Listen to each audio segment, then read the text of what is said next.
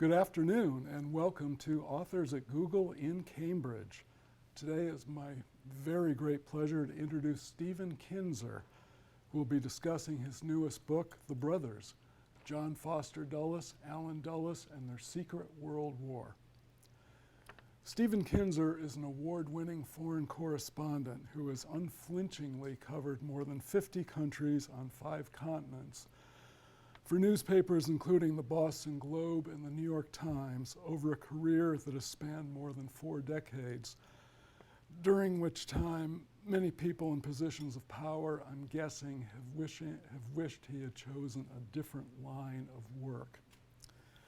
He currently teaches journalism and international relations at Boston University, contributes articles to the New York Review of Books and the Daily Beast, and writes a world affairs column for The Guardian.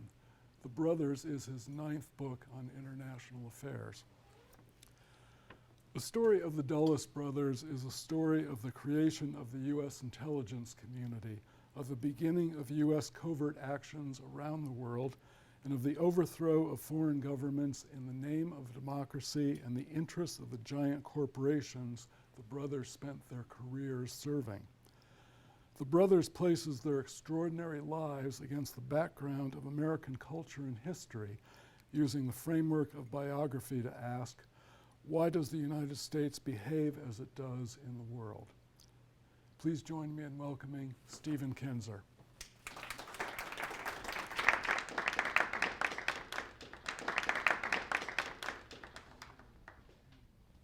Okay, thanks for that. It's wonderful to be here.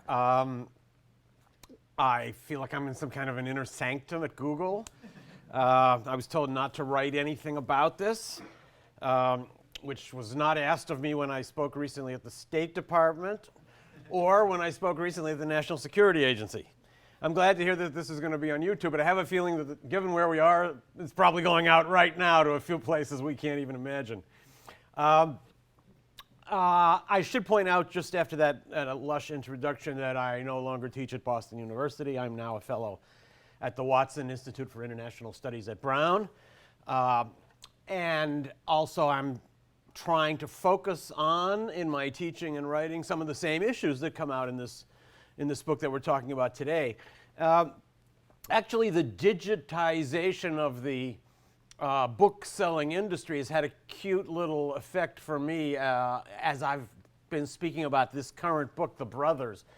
I've always had a slight pang when I've gone into bookstores and looked for my books. Not because I don't find them. I've graduated from that. That's more of a pang. That's really a wince.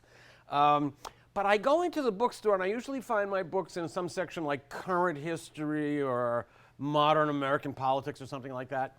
And those books are then organized alphabetically.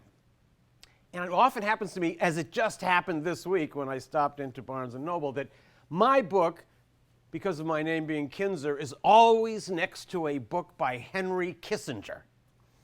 I've never really liked that, but it simply seemed to be my fate. I did not, however, count on a wonderful change that has happened. As I'm now noticing it for the first time with this book, The Brothers. So nowadays, of course, many people are buying their books on Amazon. And Amazon alphabetizes their books in a different way. First of all, there are no categories. It's just from A to Z. And it's by title. So when I look for my book on Amazon, I type in The Brothers, and it comes up. That's the first book. And the very next book after me is The Brothers Karamazov. So I've gone from Henry Kissinger to Dostoevsky. And I feel like I'm in much more amenable company now. So if I don't achieve anything else with this book, I think I've already accomplished something thanks to the way that book buying is changing. Now, it's been very interesting for me learning about and writing about and speaking about the Dulles brothers, starting with the obvious fact, and that's this. In the 1950s, John Foster Dulles was Secretary of State. His younger brother, Allen, was director of the CIA. It was the only time in history that brothers controlled the overt and the covert sides of American foreign policy. They were hugely powerful. They could make and break governments, and they did. possibly there was hardly a literate human being on earth who did not know the name Dulles. But now, they're almost completely forgotten. We've essentially airbrushed them out of history. I used to hate the idea that that airport in Washington was named after John Foster Dulles, but now I'm grateful, because without that, we wouldn't remember his name at all. And I start out my book with a story that talks about how I began working on this project. Since I was going to be writing about the Dulles brothers, I found the YouTube video where President Kennedy opened that airport in the early 60s, and he has a nice ceremony. Former President Eisenhower is there. Allen Dulles was there, the widow of Foster Dulles, and various dignitaries. Kennedy made a nice little speech. Then he pulled the curtain back, and there was the big bust of John Foster Dulles that stands in the middle of Dulles Airport. And as I stared at that clip, I started asking myself, where is that bust? I've been through Dulles Airport. I wasn't really looking for it, but if it stands right in front of the reflecting pool, as I see on this video, I must have gone by it. So I arranged to go through Dulles Airport on my next trip. And I asked the security guard to direct me to the Dulles bust, and nobody could. And then I finally said, well, I know it's right in front of the reflecting pool. And then I was told there is no reflecting pool in Dulles Airport. Sure enough, it's a very long story, but it turns out that in the late 90s, there was a renovation at Dulles Airport. The reflecting pool was filled in. The bus disappeared. I was never able to figure out who ordered it. And through many phone calls and emails, I was taken to see it. It's now in a closed conference room opposite baggage claim number 3. And that really shows you what's happened to the Dulles brothers in our historical memory. So in my book, I'm trying to bring them back to life. I think part of the problem we as Americans often have is that we lack a historical memory. We think that things that happen today must have just been stimulated by things that happened within the last few weeks. But that's not true. Countries that have existed for much longer than we have, like China and Iran, understand countries go up and down. There are cycles of history, and you can't get away with violently intervening in the political affairs of other countries without that having some kind of effect, even if that effect does not become clear until years or decades or even generations later. So within the framework of the biography of the Dulles brothers, I'm also looking for the roots of some of America's problems in the world and hoping that we can draw some lessons from the Dulles brothers. So let me talk a little bit about who they were and what their background was. One of the themes I try to make clear in my book is that the Dulles brothers really reflect a lot about America. They're not, in a sense, they're quite extraordinary. But on the other hand, the forces that shaped them are very much the forces that shaped our country. So what were those? I'm going to cite 3 forces that I think were very important in shaping the Dulles brothers and the way they saw the world. They grew up in a little town called Watertown, New York, on the shores of Lake Ontario, which was kind of a playground for the New York rich. Their father was a clergyman, and they grew up under the wing of their grandfather. It was truly an extraordinary family, who had been Secretary of State in the 1890s. In fact, he was the first Secretary of State to preside over the U.S. overthrow of a foreign government. That was in Hawaii, 1893, so maybe it was something genetic already in the family. So the 2 boys grew up with their uncle, with their grandfather, who had been Secretary of State, and their uncle, who also became Secretary of State. So John Watson Foster was the bewhiskered old man who, with his nephew, Robert Lansing, would take the 2 boys off every morning on fishing trips around Lake Ontario and the adjoining streams. And these were not just trips to stalk the wily smallmouth bass. They were great lessons in American history. John Watson Foster, the grandfather, had lived the classic American pioneer life in the age of manifest destiny. He had gone to the West and civilized the empty terrain and fought the savages and become prominent and built his way into influence and rose to diplomatic positions, including finally Secretary of State. He transmitted to his grandsons this idea that we call American exceptionalism. the idea that the United States had a providential mission in the world, and it was to spread its influence and its wisdom to all the benighted peoples who were not wise enough to see that the American way of life was destined to take over the whole world. He thought of that as a philosophy that he would follow inside North America, but of course, by the time the grandchildren came to power, they were projecting American influence around the world in the nuclear age. So that would have been one big force that shaped them.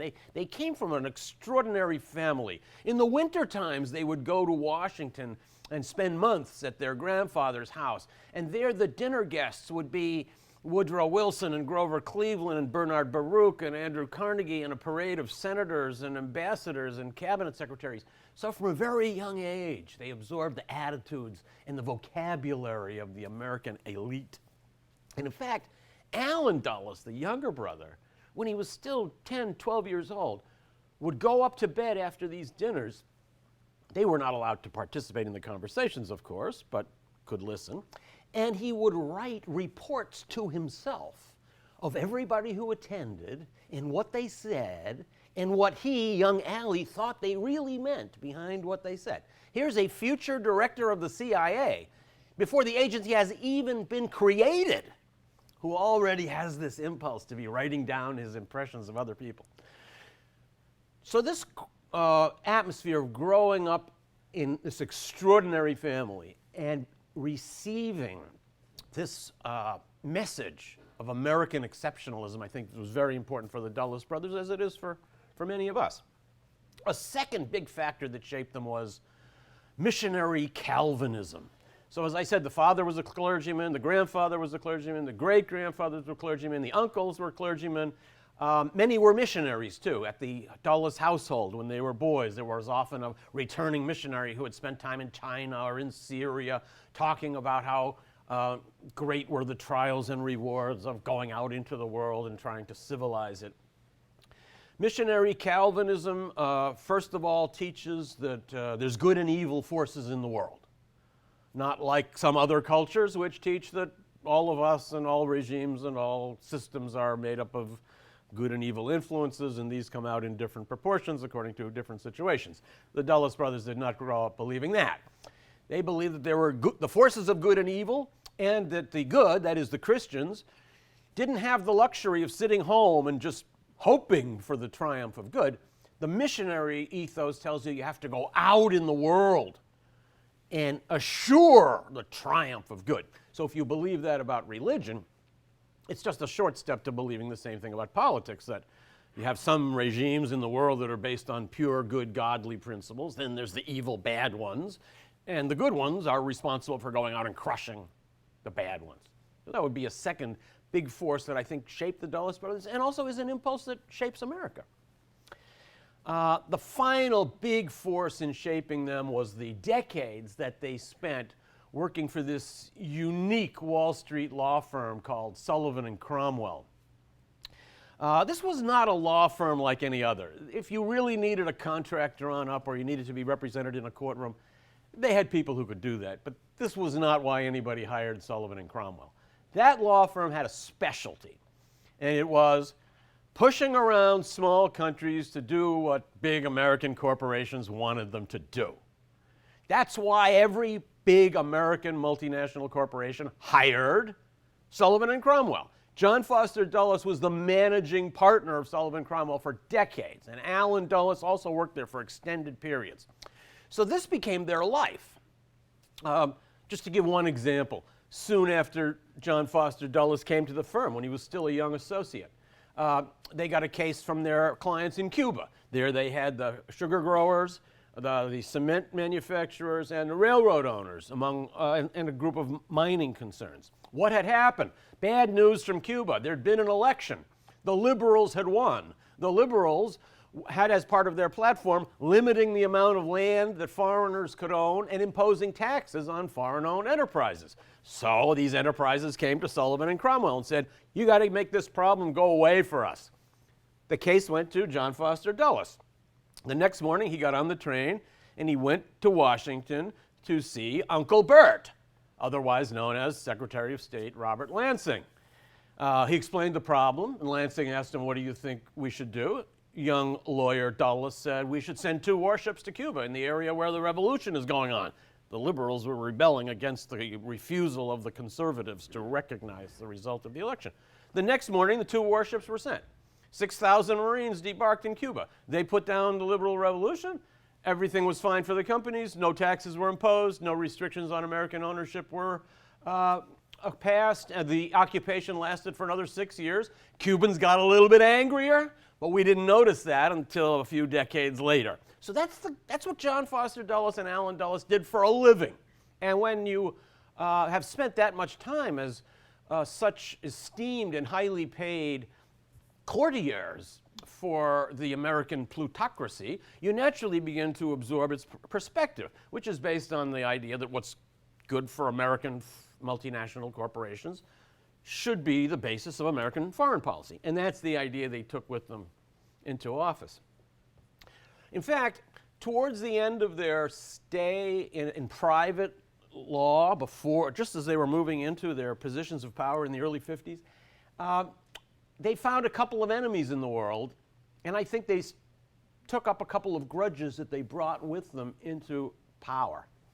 2 things happened in the early 1950s that were very bad for Sullivan and Cromwell clients of the Dulles brothers. First of all, the democratically elected government of Guatemala imposed a land reform act that affected the interests of United Fruit Company, one of the oldest and most important clients of the Dulles brothers. And around the same time, the government of Iran nationalized the Iranian oil industry, which had as its financial agent its bank, a bank that was a longtime client of the Dulles brothers. And in fact, Allen Dulles was on the board of that bank. So, as private lawyers, there was nothing the Dulles brothers could do to punish Prime Minister Mossadegh in Iran and President Arbenz in Guatemala. But as soon as they came into office, they began plotting against those 2 guys. And within 18 months, both of them had been overthrown. And these were operations both that seemed like successes at the time. I mean, if you take the one in Iran, so we got rid of a guy we didn't like, Mossadegh, and we replaced him with a guy, the Shah, who would do whatever we wanted. So it seemed like the perfect outcome.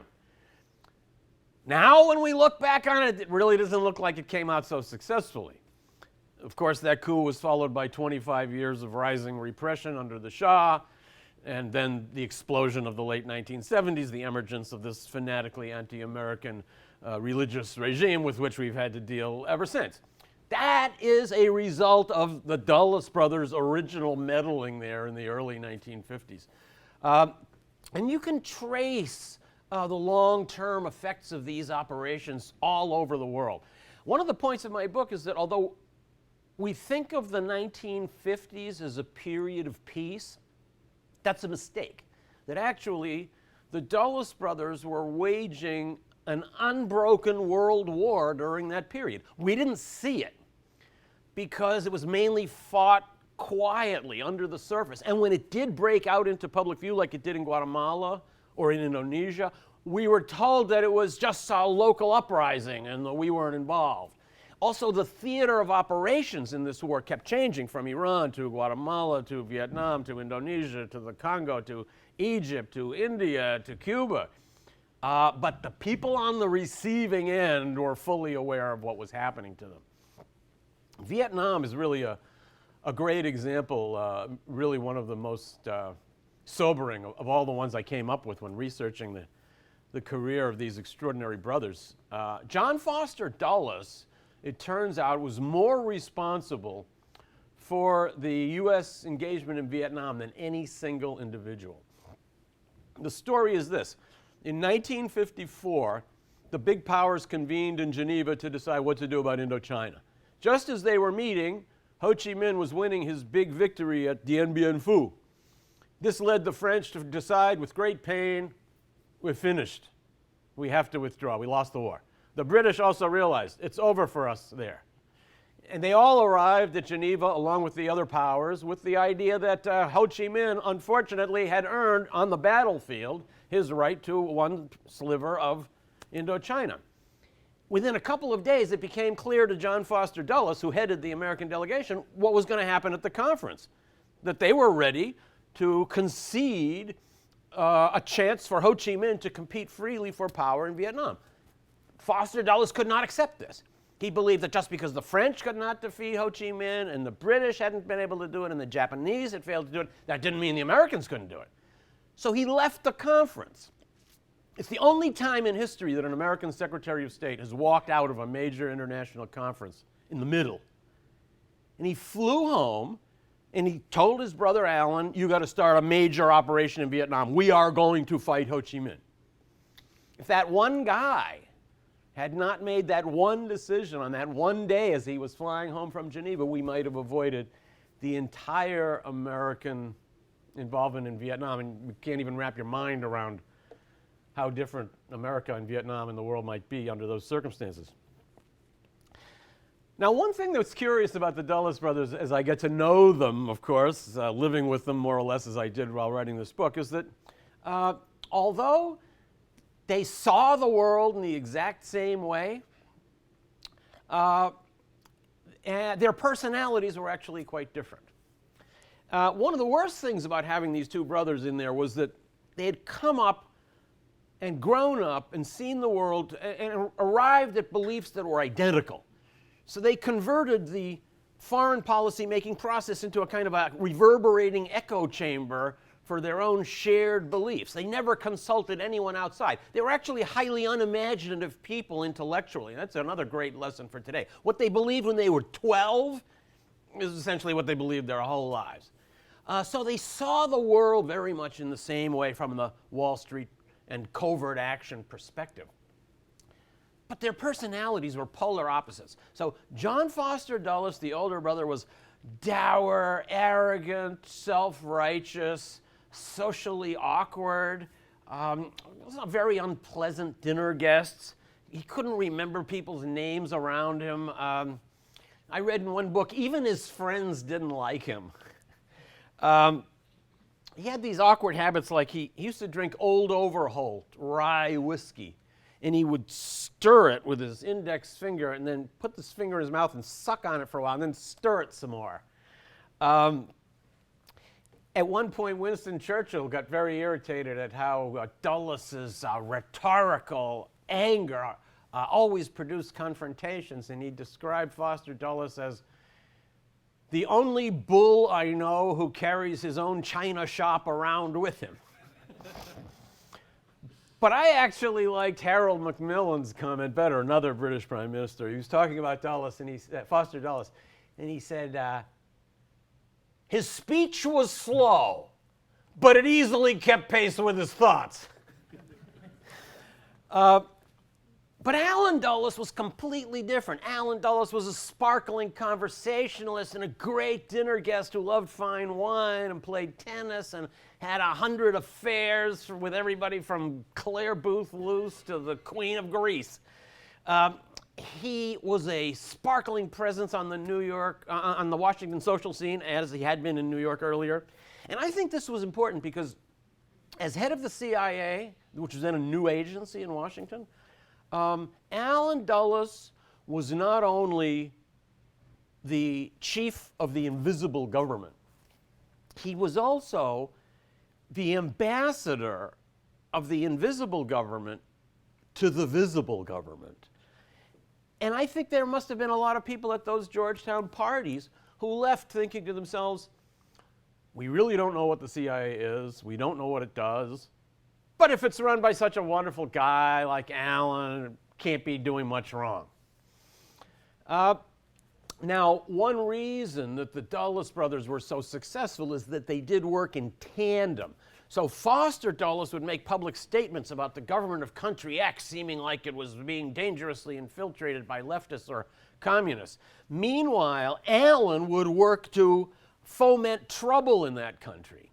Then, as trouble would break out, Foster would make speeches saying, we see that the people of country X are very unhappy with their leftist-inspired regime, and we have nothing to do with it. And then finally, if those regimes would collapse, as happened in Guatemala, Foster would then go on the radio afterwards and say, Thus, the problem has been solved by the Guatemalan people themselves.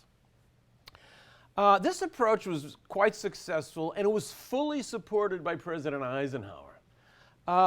Now, Eisenhower was a fervent and intense supporter of covert action and clandestine operations.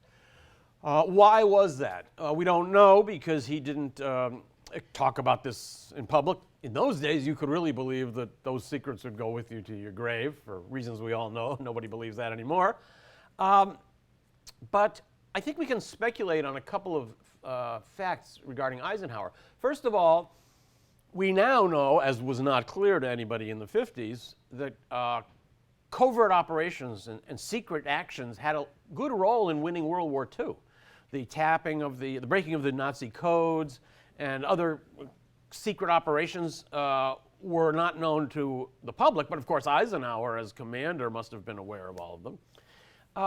And the other reason I think that Eisenhower might have been so strongly in favor of covert action was that he would have seen it as a kind of a peace project. Imagine this was a guy who had to send people out to die by the thousands. This must have weighed on him. And here was a way to get rid of a foreign government you didn't like with just the loss of maybe a few lives, and none of them would be American and would hardly cost anything. So he must have thought this was a great solution. He shared with the Dulles brothers one huge historical misjudgment, and that was he had no concept of what we now call blowback. It never occurred to the Dulles brothers or to Eisenhower that their interventions in foreign countries would have such profound effects years and years later. It never dawned on them that by deciding to confront Ho Chi Minh in Vietnam, we would be setting off a process in which millions would die, or that civil war would descend on Guatemala, or that Iran would become a giant geopolitical enemy of ours all over the world. They really had, perhaps because of their belief in American exceptionalism, this sense that the United States was in some way above history, that the tendency of history to come back and bite people and nations years later didn't apply to us.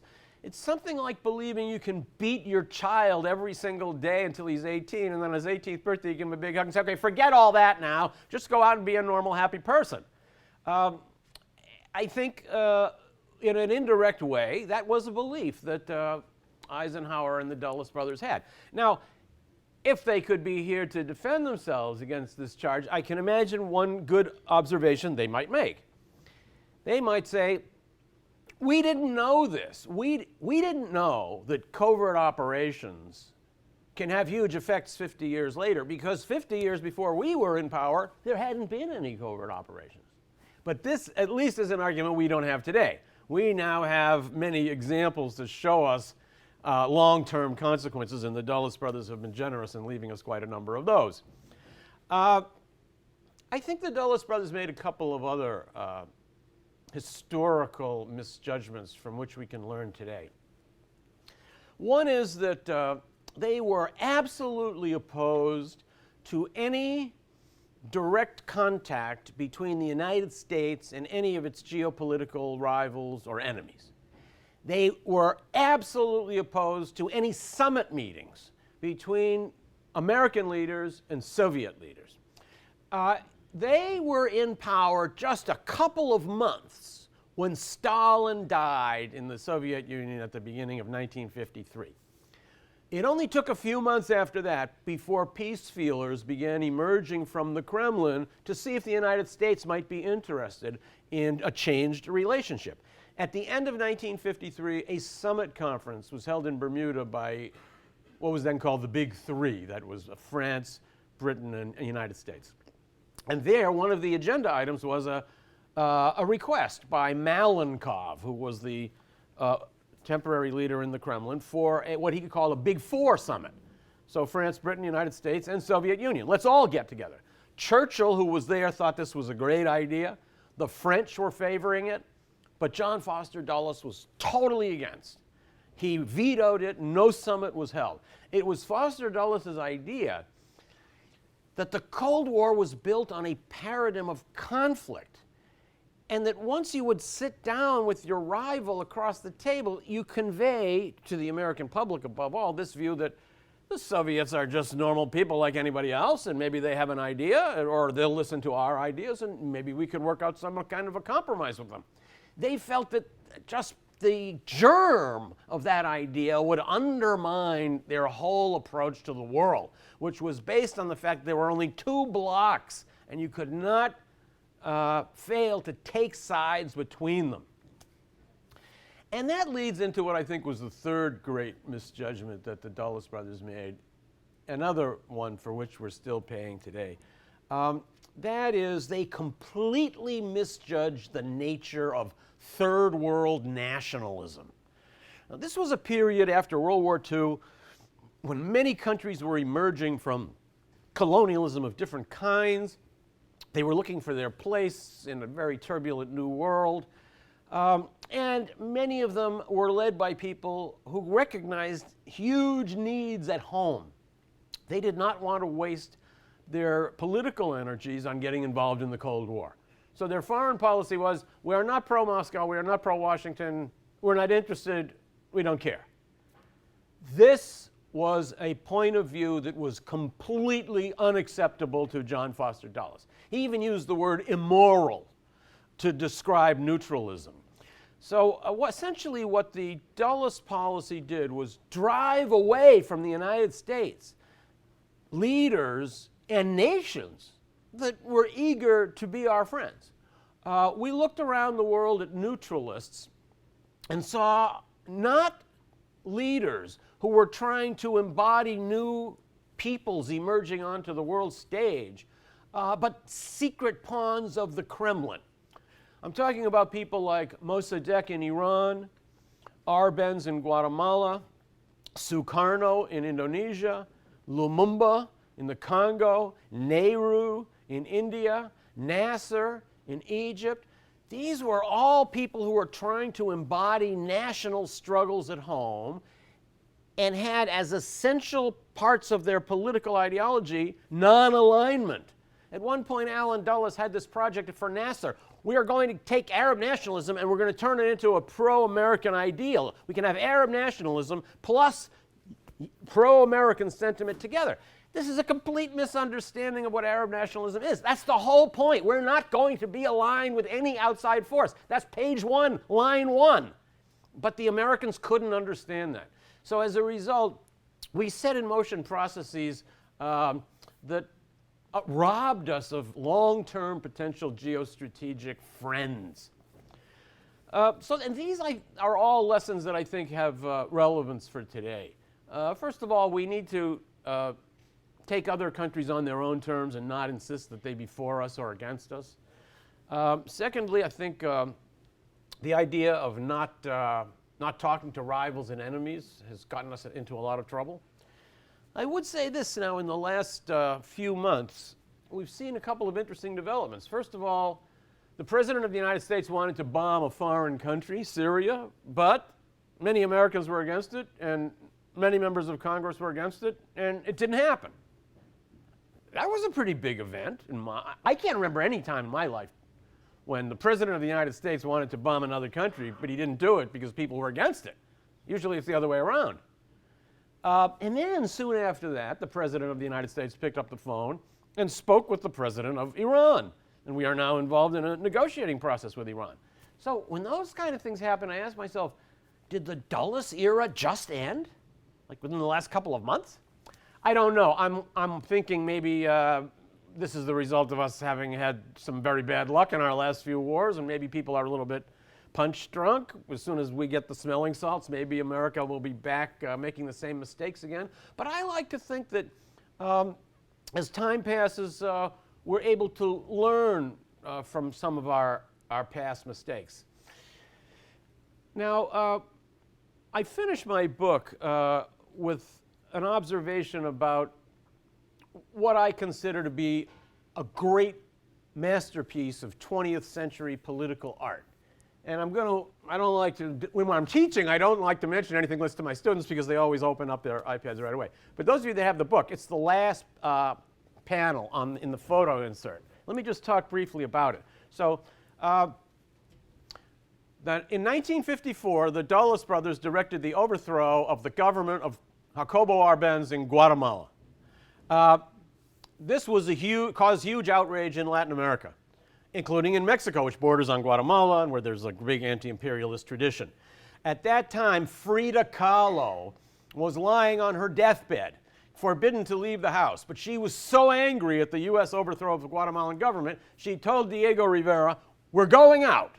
We're going to march in the protest parade." And you can find a photo of Diego Rivera pushing Frida Kahlo in the front of the protest parade against the American coup in Guatemala. She died 11 days later, and Diego Rivera set out to paint this fantastic mural. So it's 16 feet long on linen, and it tells the whole story. So you're right in the middle, you see John Foster Dulles with a big grin on his face. Allen Dulles right behind him with his head over on Foster's shoulder with money coming out of the packet on his belt, if you can see that. Foster is shaking hands with the Guatemalan he has placed in as the new dictator. You see the Archbishop blessing it all while workers are bending under the weight of banana stems they're carrying onto a freighter with an American flag on it, and dead Guatemalan children are in the background. And of course, Eisenhower's big smiling face is on the bomb right in the middle. So, Allen Dulles loved this picture. He actually had copies made up to hand it out to people. He loved the fact that Diego Rivera was portraying him this way. Diego Rivera, of course, was a communist, so it worked out well for Allen. While I was finishing this book, I decided, I know this picture very well. I've stared at it on the internet for hours. I know every inch of it, but I want to go and see it in real life. So I have to find out, there's various Diego Rivera museums in Mexico. I have to find out which one it's in. I'm going to go find it. And I made a trip to Mexico, and I started making phone calls, but I couldn't find it. And one thing led to another. I had to leave. I lost it. Then I had to do a long investigative project. And I found out the following. That picture disappeared in the 1950s. What happened was that Diego Rivera donated it to the people of the Soviet Union. But the Soviets didn't like Diego Rivera because he wasn't considered a real communist over there. He was too Latin American. He had different ideas every day. He wasn't doctrinaire enough. So next thing you know, the painting just disappeared, and nobody followed it up. And it wasn't until the early 90s that a group of art historians in Mexico started a kind of a project to find it. And sure enough, they located it. It's in the basement of the Pushkin Museum in Moscow. That's where it ended up. So I had to decide, okay, Mexico is nearby, Moscow very far away. But am I going to make a special trip to Moscow just to stand in front of this picture? So I decide, yes, I'm going to do it. So through a long process, I finally got in touch with the deputy curator for whatever, the Pushkin Museum, and I get back an email and it says, if you come to Moscow, I will take you to the basement and show you the roll on which this painting is rolled up. But I cannot unroll it because we don't have the space. So this means that this painting is essentially, I don't want to say lost forever. It's still there. I guess it's not deteriorating. But nobody can see it. Nobody can benefit from it. So it's my new fantasy that we should resurrect that picture. And I know exactly where I want it to stand. I think it should be the centerpiece of Dulles International Airport. It would be the way for us to look at the picture and ask ourselves some real questions, take the airbrush off these guys' faces, and see if they don't have something that they can still teach us. Thank you.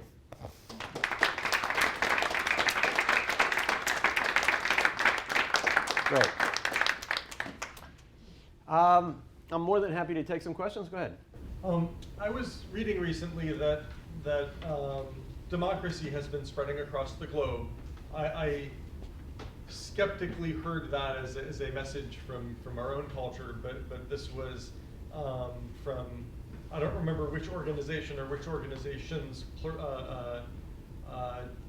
rating various countries as whether they were democratic or not and showing the rate progressing. Do you think the Dulles brothers promoted that someone actually pursuing their goals made no difference or actually hindered it by causing more blowback? I think there's no doubt that the Dulles brothers' net effect was reducing the level of democracy in the world. And I've asked myself this question, given how outspokenly committed they were to the ideals of liberty and freedom, how could it be that they would arrive in countries that were relatively free, like, say, Iran or Guatemala, and when they leave, it's under a dictatorship that becomes quite brutal? I think it's because of this.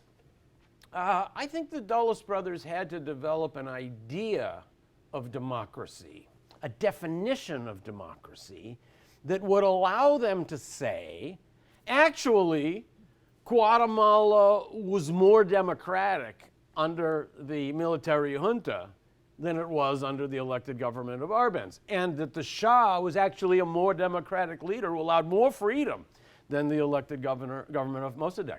So here's the definition I think they came up with. Their idea was a country is free if it has the fundamental freedom that allows everybody to trade. Companies can come and buy, companies can sell. Anybody can start a business. There's no heavy restriction on commerce. Foreign trade is welcome. That's the sign of democracy. Now, if you use that standard, well, then maybe you can say that Guatemala was more democratic under the dictatorship, because then there were no taxes on United Fruit. The phone company and the electric company could charge whatever rates they wanted. They were not being bothered by child labor laws and all these other regulations that the Arbenz government tried to place on them, which certainly would have restricted the freedom of the United Fruit Company. So I think this is the argument that they developed for themselves, and it allowed them to replace elected governments that allowed civil rights with unelected governments that repressed civil rights and still go to church on Sunday and thank God that they were not evil like other men.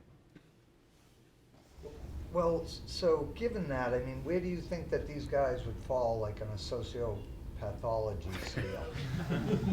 Because, you know, having such that background that they took one part of it from but left out the whole other part of Christianity, you know, these men were both responsible for deaths of individuals, both indiscriminate and very discriminate, where their word went to have these people killed.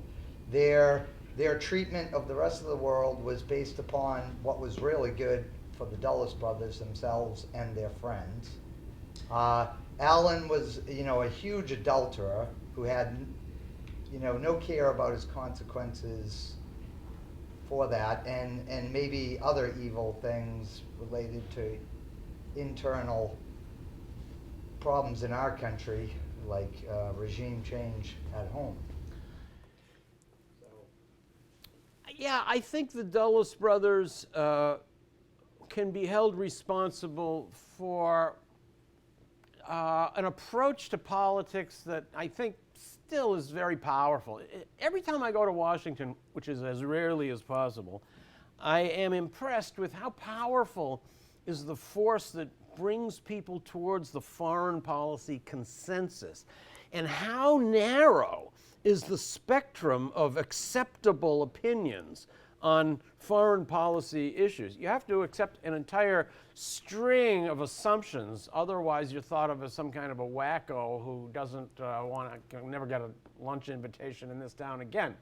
The Dulles brothers were not thoughtful. They were not imaginative. They just embraced cliches and existing paradigms. I hold this against them. Actually, they were, for all their opportunity and their education, they were actually quite narrow-minded. And I think maybe their background afflicted them a little bit with that in this way. One thing that I think is very important to understand if you want to understand the world and statesmanship is that sometimes things go well and sometimes things don't go well. There's a lot of problems out there, and that's the way life is. But life was never like that for the Dulles brothers. For them, And for the people that they knew, which was exclusively their own class, nothing ever went wrong. The catastrophic reversal of fortune, the sudden loss of everything, the collapse of all hopes, the family that falls apart, this didn't happen to them. They were really isolated from this. And I think maybe from this unconsciously, they assimilated this view that everything's always going to work out fine. After all, we're America, and in the end, it comes out great. You know, the can-do mentality is a very positive thing. It's what built America, and it's what built this company. It tells us that we can overcome obstacles posed by other countries, by other peoples, by environment, by technology. But there are some obstacles that you can't overcome just because you want to overcome them. Many obstacles that face the United States and the world are deep-seated ones that are posed by cultures of other countries that have existed long before the United States even emerged on this earth.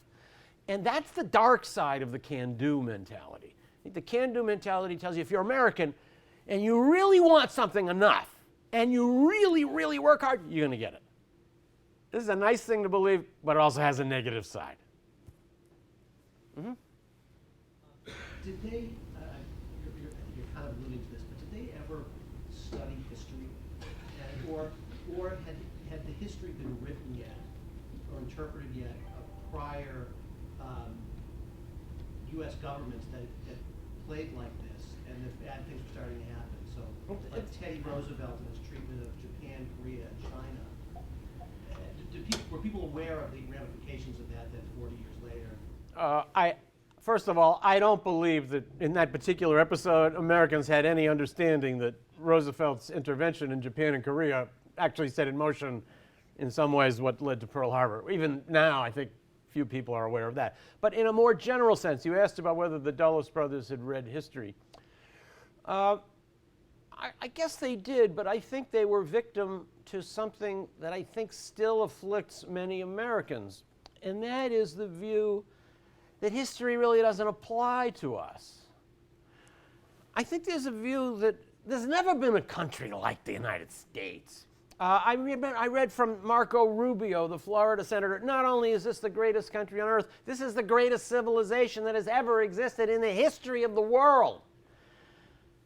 I think this view does lead you naturally to think, well, of course these forces afflicted the Persian Empire and the German Empire and the Chinese Empire centuries and centuries ago, but that doesn't apply to us. So I think even worse than learning the wrong lessons from history is to believe that history has no lessons to teach you at all. And I think maybe this is something that the Dulles brothers fell victim to. We had this phrase that came out in the 1940s by Henry Luce, who was one of their great comrades, saying that the 20th century was going to be the American century. Now it becomes our time to be the powerhouse. So we assimilated this view that what's good for the United States is always going to be what's good for the world, and what's good for the Dulles brothers and the people they knew and worked for is what's good for the United States. And to a certain degree, I think we're still falling victim to that. That's a little bit unfair and perhaps a caricature, I think. I mean, George Kennan wrote quite a bit about containment in early 40s, late mid-30s, and and you may argue that the Dulles. I don't know much about this book at all, and I haven't read the history behind these two gentlemen, but it's certainly true that the calculus of power, involves an appraisal of your adversary. And in some sense, a nuclear power, I think we deal with quite differently than one that doesn't, just to pick an example. So I think it's kind of unfair to say that, Americans believe, or there's this thought that we can just willy-nilly exert our power, because in some sense, I think a lot of the 50s and late 60s were driven by this view of containing the social regime that was viewed as expansionist by all stretch intelligence that we could gather. So could you speak to a little bit to maybe the intelligent part of the argument rather than the caricature? Kennan and others definitely had a view for how to manage the Cold War. And Kennan was fired from the State Department by John Foster Dulles because there wasn't room for both of them. And in fact, John Foster Dulles, who wrote Eisenhower's speeches during the 1952 presidential campaign and wrote the Republican platform on foreign policy, was an explicit opponent of the containment idea, which he called immoral. And his alternative was what became known as rollback. He called it the liberation policy, that we're going to go back and roll back communism where it now exists. Now, once coming into office, he never pursued that rollback or liberation policy. In fact, while continuing to condemn containment, he effectively embraced it. And we saw that twice. In East Germany in 1953, workers rose up against their communist government. If we were interested in rollback, that would have been the moment to help them. It happened again in 1956 in Hungary. Tragically, those people had listened to the rhetoric from Washington and believed that Washington actually supported rollback. We actually didn't. It was all rhetorical. But I think that after coming to office, the Dulles brothers did conclude, with Eisenhower serving as a calming influence in this case, rollback is not going to happen. You cannot attack the Soviet Union. We're not invading China. But still, they felt the need for striking back. There was, as you say, a sense that the Soviet empire and sphere of influence was relentlessly expanding. You can argue about whether that was really true or not. But at the moment, it seemed that way. And so, unable to strike against the real enemy, the Dulles brothers then had to go strike against the secondary enemy that they could overthrow, like countries like Iran and Guatemala. So I would say that the Dulles brothers' sin in assessing communism, their mistake, was not that they exaggerated its essential evils. The way they portrayed the Soviet Union and China in terms of the way they ruled domestically was not exaggerated. Those were just as evil regimes as the Dulles brothers portrayed them to be. But I think the mistake the Dulles brothers made was to transfer their feelings about those countries to places like Guatemala and Iran and Indonesia, where those circumstances did not obtain. But the need to have a victory and to seem like we were pushing back, I think led them, for reasons I think we can understand, to carry out actions that in the long run actually wound up fomenting and supporting the forces that we were trying to crush. Just to give one small example, we crushed the Guatemalan Revolution in 1954. That was a peaceful revolution, so a land reform project. During that period of 1953 and 54, many socialist and leftist and idealistic young Latin Americans came to Guatemala to see what was happening. How do you reform a country? One of them was a young Argentine doctor named Che Guevara. Che Guevara was there at the time the U.S. overthrew the government of Guatemala. It happens right after the end of the movie, The Motorcycle Diaries. If it goes on 10 more minutes, he's in Guatemala. He gets arrested. He has to take refuge in the Mexican embassy. And finally he gets out. He gets back to Mexico. That's where he meets Fidel Castro. Castro says to him, "What happened in Guatemala?" And Che told him, the idiots that were running Guatemala thought they could reform society with a democracy. They allowed the free newspapers to function and the army not to be decapitated and student groups and professional organizations to thrive in a democracy. Of course, the CIA came in, paid them all off, and overthrew them. So when we come to power, let's be sure there's no free society, no civil rights, no opposition parties, and no dissent. That's the lesson that ultimately came out of what we thought we were doing for freedom in Guatemala. I lived through the disaster that was the 90s in Moscow. And I have this impression that it's so refreshing to hear from somebody who knows what they're talking about, that the United States tends to be inept in foreign policy. So I wonder, what would your advice be, or what your vision be, to the relationship of US and Russia going forward? Well, first of all, let me comment on one of your observations. And this is something I did come away believing from my study of the Dulles brothers. So Allen Dulles has this reputation as the great spy, the greatest spy master of all time, and Foster Dulles, the great wise man of the 20th century. Actually, every single operation they launched either failed or almost failed. You know, the Iran and Guatemala one seemed like they were lost, then they won at the last minute, and the others all failed. They couldn't overthrow Sukarno, they couldn't overthrow Nasser, they couldn't overthrow Castro. So actually, they were a lot more like bumblers than super spies. You know, I hate to stand in front of you and talk about Russia, because it's not my field of expertise. I would just say that I'm torn. On the one hand, I love Pussy Riot. I want them to be the junta that runs the country. That's my heart speaking. On the other hand, my study of the world, particularly countries that I know a lot, like Iran and that part of the world, Central America, has led me to believe in a great axiom from Shakespeare that sometimes it's better to bear those ills that we know than fly to others that we know not of. So I find the style of leadership of Putin intensely frustrating. I couldn't live under that. On the other hand, I can imagine a Russia that is Dagestan times 1,000. And then we might be looking back and saying, couldn't we get somebody like Putin? So I can see how things could get a lot better than they are. But having watched what I've watched, and remembering that it was only like 2 years ago when we were looking at Egypt and saying this is the greatest blow for freedom since the French Revolution, that maybe sometimes we have to weigh in the factor of stability as a key determinant of human safety. If you don't have a stable society, you have no framework within which to build anything. Now, any tyrant can use that as an argument also. Where do you draw the line? That's the question for citizens of any country. And I just close by saying this, as we are taking this discussion into the modern moment.